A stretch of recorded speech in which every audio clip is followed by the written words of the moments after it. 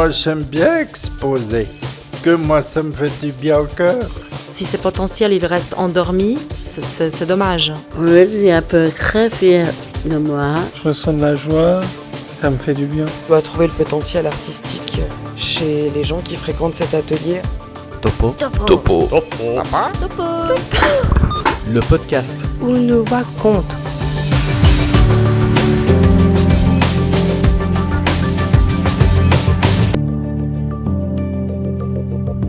Bonjour à toutes et à tous et bienvenue dans la deuxième saison de Topo. Nous allons parler de la valorisation du potentiel des artistes qui fréquentent les ateliers artistiques de Clairbois. Ils sont accompagnés par leurs responsables Olga Piou et Céline Dulor. Alors écoutons leurs témoignages et comment elles accompagnent les artistes dans la réalisation de leurs œuvres et dans la valorisation de leur potentiel. C'est parti, entrons dans le vif du sujet. Je travaille à Clairbois-Pinchat où je gère l'atelier céramique avec une fréquentation très diverse et où je dois trouver le potentiel artistique chez les gens qui fréquentent cet atelier afin qu'on puisse créer des expositions, d'élargir aussi leur potentiel, d'évoluer aussi au niveau de leur réflexion. Et puis après, il y a toutes les autres personnes qui fréquentent l'atelier avec qui on travaille plus de manière sensorielle. Mon parcours, c'est un multi-parcours. J'ai plusieurs métiers. J'ai une formation artistique que j'avais commencé en Pologne dans un lycée de beaux-arts et puis j'ai continué ici à Haute École d'Art. Et puis, ce qui m'intéressait, c'est de sortir de mon atelier et puis partager les choses avec des gens. J'étais attirée par les milieux handicap à cause de l'originalité des personnes en fait. Je me suis retrouvée à Clairbois dans l'atelier vidéo d'abord et puis très vite j'avais découvert qu'il y a beaucoup de personnes qui ont du potentiel artistique autre, plutôt manuel, à part la vidéo. Ensuite, mes chefs, ils m'ont proposé d'ouvrir un atelier art visuel. Et c'est un atelier qui existe depuis 20 ans maintenant, donc ça fait 20 ans que je suis à Clairbois. Alors, collaborez-vous parfois avec des artistes de l'extérieur ? Là, en ce moment, on est sur le projet de Destination 27, où il va y avoir une grosse exposition, où là, il y a 4 artistes contemporains qui ont été sélectionnés et qui vont travailler avec 4 de nos artistes. Le but, c'est justement qu'on arrive à les intégrer de plus en plus sur l'externe. Et puis qu'ils ne soient pas vus comme des artistes avec un handicap, qu'ils soient juste vus comme des artistes normaux. C'est les collaborations qui sont très riches parce que c'est pas seulement les artistes qui vont nous ramener des choses de l'extérieur et leurs techniques, mais c'est aussi des personnes de Clairbois, les artistes de Clairbois qui vont aussi leur apporter des choses. Et souvent, c'est cette fraîcheur d'idées justement qui ressort comme atout parmi des artistes de Clairbois. Les gens, ils ont vraiment des idées qui sortent de l'ordinaire. Et leur parcours est déjà différent de parcours ordinaires, n'est-ce pas ? Les artistes, souvent, ils disent d'ailleurs « Ah, j'aimerais bien avoir autant de liberté sans complexe. Juste prendre un crayon et dire comme Alexandre Baumgartner « Regarde, ça sort tout seul, comme ça. Je ne sais pas d'où vient mon petit personnage que je viens de dessiner. Ah, il est rigolo. » Enfin, il ne se pose pas trop de questions. Il va juste créer et puis c'est toujours génial, en fait, ces dessins. Mais il ne se casse pas la tête. C'est ça qui est chouette. C'est son complexe. Comment sont choisies les thématiques pour chaque projet ? C'est vachement variable en fait, c'est du cas par cas. C'est-à-dire que selon les personnes avec qui on va travailler, il y a des sujets sur lesquels ils sont plus sensibles. Un Daniel, ça va être le corps. Un Alexandre, ça va être toute une réflexion autour du squelette humain pendant un bon moment, sur le personnage, sur les émotions. Là, aujourd'hui, on travaille sur toute une série, mais qui va être plutôt en lien avec la nourriture et les boissons, parce qu'il avait envie d'un truc un peu plus simple. Après, une Sabrina, ça va être plus au niveau des émotions, mais vu qu'elle a besoin de choquer sur l'extérieur, elle va choisir plutôt des thématiques qui touchent la sexualité. Enfin voilà, après c'est variable, c'est du cas par cas. On les accompagne pour qu'ils puissent évoluer dans leur manière de voir l'art en fait. Comment se sentent les artistes lorsqu'ils ont fini une œuvre d'art et quand ils l'exposent dans des galeries ? Je crois qu'il y a une grande forme de fierté de leur part. Je crois qu'ils sont hyper contents d'avoir accompli. Puis dans l'atelier, c'est toujours compliqué de mettre en valeur. Donc c'est vrai que quand c'est exposé avec une scénographie et puis qu'on est sur quelque chose de neutre, c'est là où ils se rendent compte en fait de la valeur du travail qu'ils ont pu faire en fait.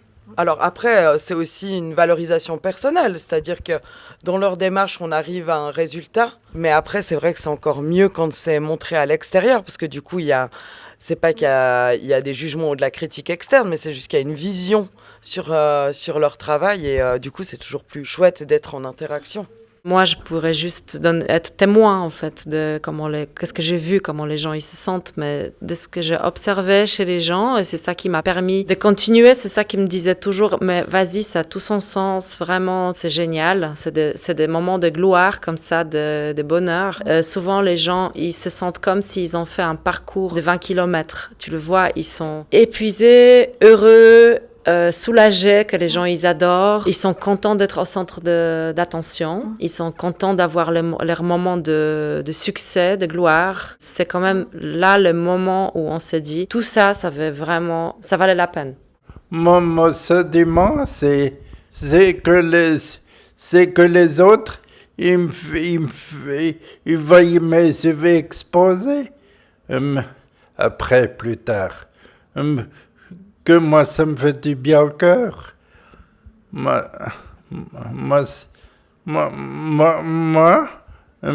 j'aime bien exposer. Et puis, quand les autres, ils me voyaient, ils voyaient cette exposition, pour moi, ça me rend la joie et la bonne humeur, pour moi. Qu'est-ce que la valorisation du potentiel pour vous ? Oula, c'est vaste.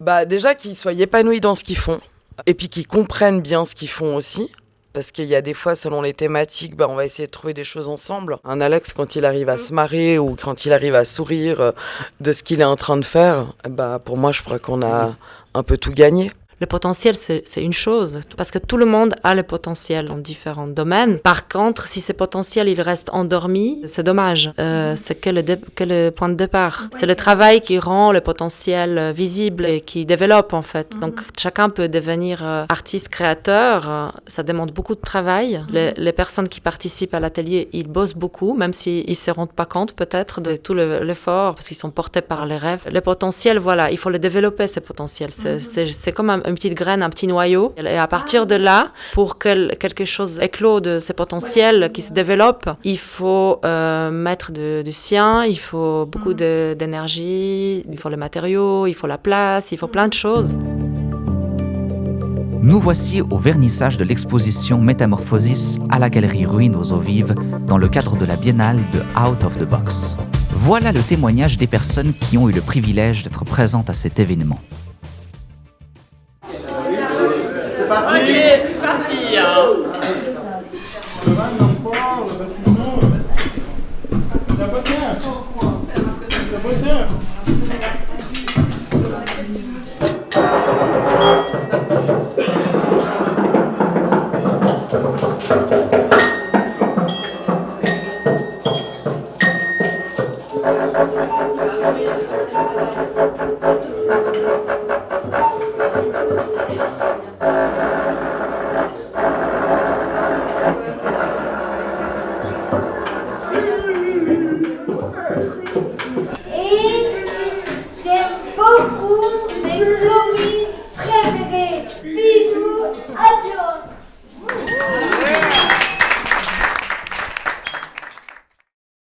Alors, quelle impression vous avez quand vous voyez ces œuvres d'art ?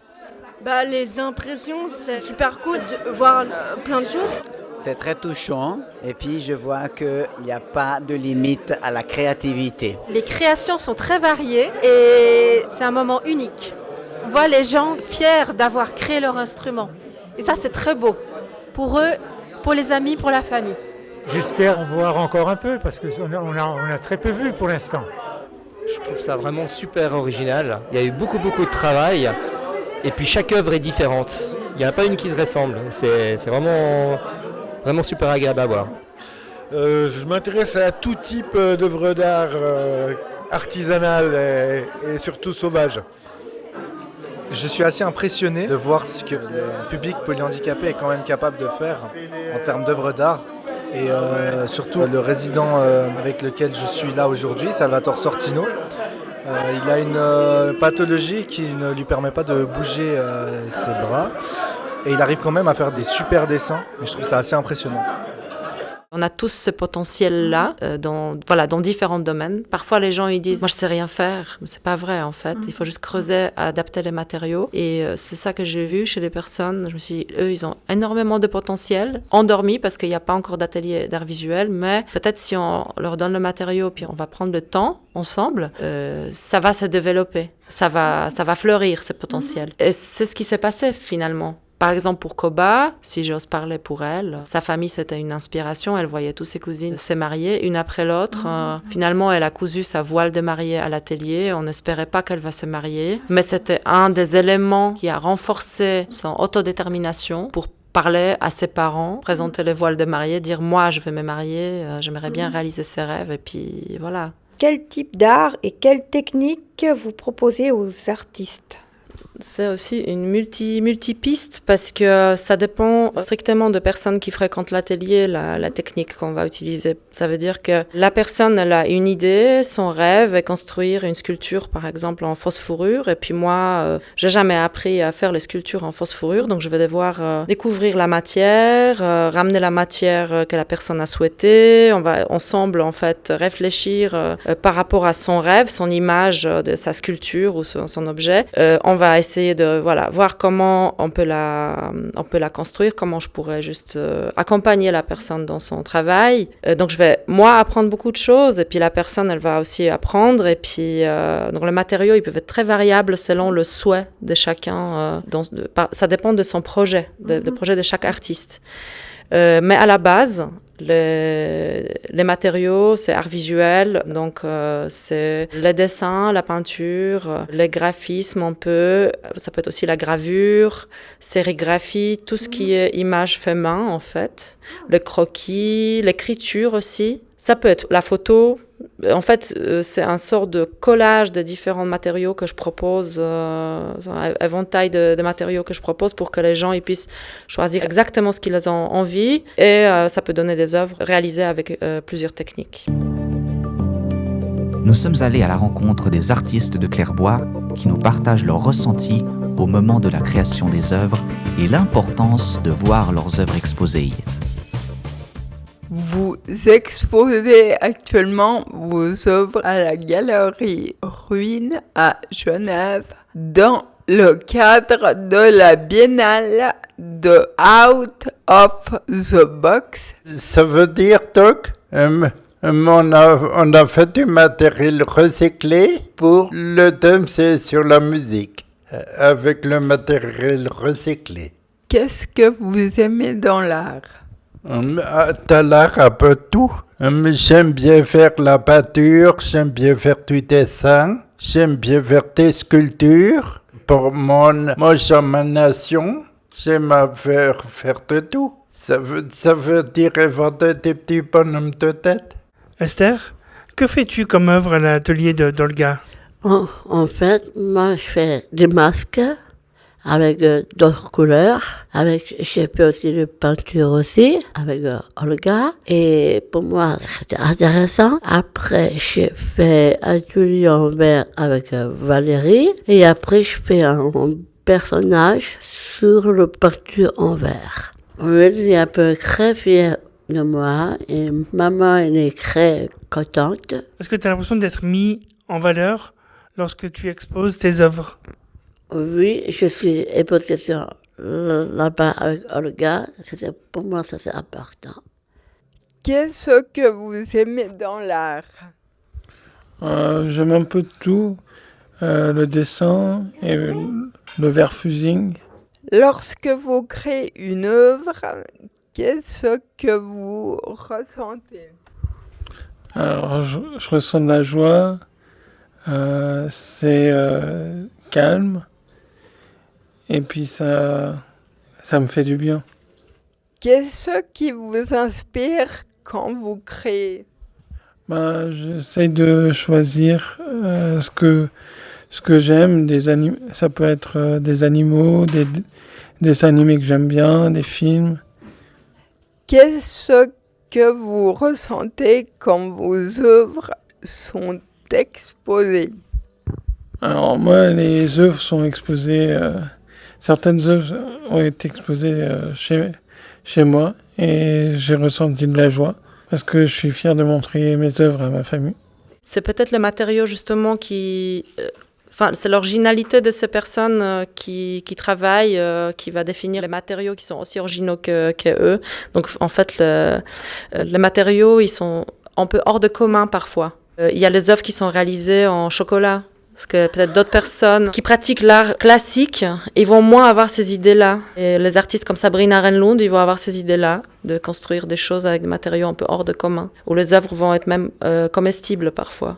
Où ils vont être construits en clous. Parce qu'en fait, c'est des matériaux qui vont, pour la personne, ils vont évoquer le côté émotionnel en fait. Qu'est-ce que ça exprime, un tapis de clous ou une sculpture en chocolat que tu peux manger en fait. Ça va soit être pour avoir du plaisir, soit pour digérer des choses qui étaient difficiles. Par exemple, elle voulait faire l'hôpital en chocolat, les manger, elle les digérait. Et les œuvres, elles sont souvent inséparables des émotions. Donc les émotions, c'est aussi une matière de création. Merci à toutes et à tous de nous avoir écoutés. Et un grand merci à toutes les personnes qui sont intervenues dans ce chapitre. Alors, on vous dit à tout bientôt pour le 2e chapitre de Topo sur la valorisation du potentiel. Ciao!